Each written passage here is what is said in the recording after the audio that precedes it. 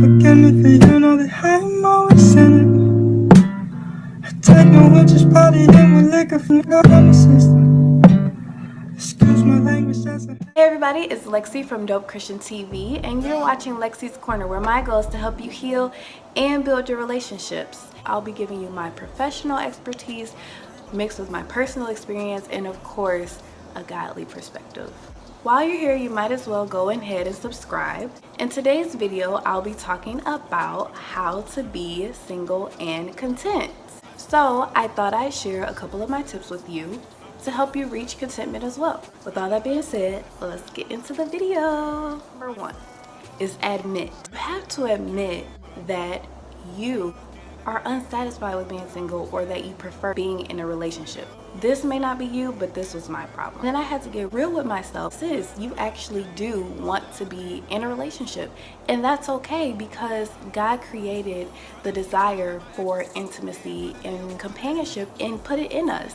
And you can see that in Genesis with Adam and Eve. Even Adam was alone in the garden. He then gave him Eve because he needed a partner. Make your request known to God.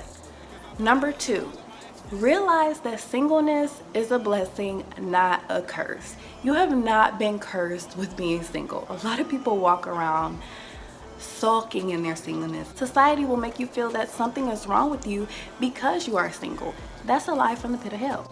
Recognize singleness as a season. There's a reason for every season, and there's a reason for the season of singleness. God gives us the season of singleness to get to know Him, to develop intimacy with Him, and to prepare ourselves for our future spouse. Falling in love with Him will teach you how you're supposed to love your spouse. Number three is to trust the process. You have to believe that God knows your beginning from your end. That includes that God knows who your future spouse is. A spouse, it's a destiny partner that you're going to continue to do God's work with. And if you understand that, you would stop searching for a bae.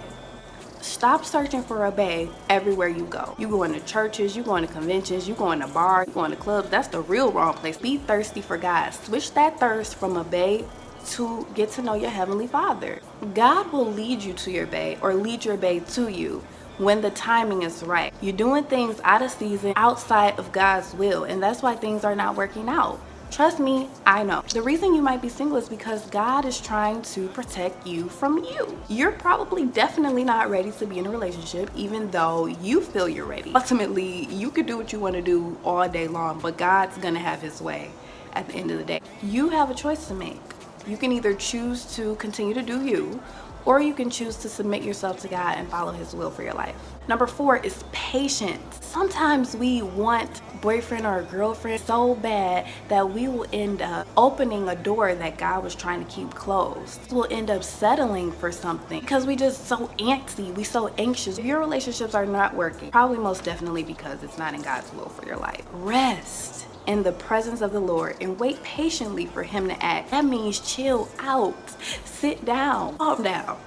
He's gonna send your mate when the timing is right. God's timing is the best timing. Number five is to focus on yourself. Instead of running around chasing a bae, sit down and ask God, God, what do you want me to do with my time on this earth? Use this time wisely, because when you become a wife or a husband and a father and a mother, if you're not already, your time is going to be divided, and that's just the honest truth. Check out 1 Corinthians 7:32-35. Paul is saying that when you're single, your interests are undivided. You can focus more on God, you can focus more on your purpose and building the kingdom. He wants us to utilize this time so you can be devoted to the Lord, holy in body and spirit, and do whatever will help you serve the Lord best with as few distractions as possible. Examine the issues that you have. Start learning to set boundaries.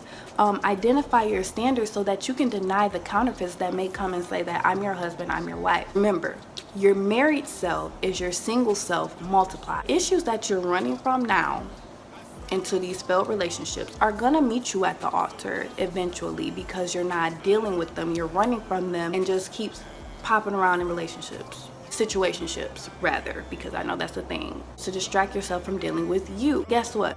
Them issues ain't going nowhere until they dealt with. Number six is to cut it. That's my favorite tip, because I would for fake cut people off and they end up back in my life and I'm just like, how did you get here? I let you in. That's how. Cut the thoughts off.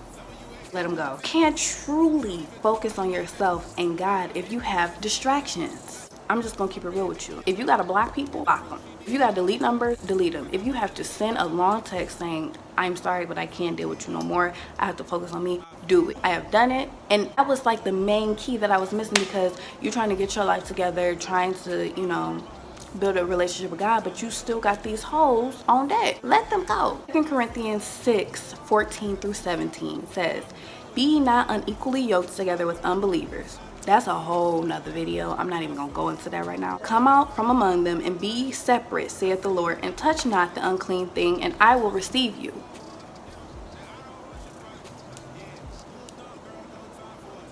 Come out from among them, come out from under them. Okay, comment down below if you want me to touch on that.